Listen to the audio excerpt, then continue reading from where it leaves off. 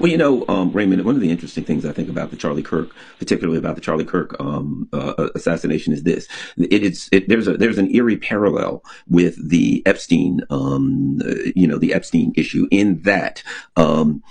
When you look at Epstein, eventually, if you follow it long enough, you come to the obvious conclusion that the government was involved. That, why? Because the government told us they were involved. Because literally, we were told by Alex Acosta, who was in the former Trump cabinet, who said, I was told, he was asked, well, why'd you let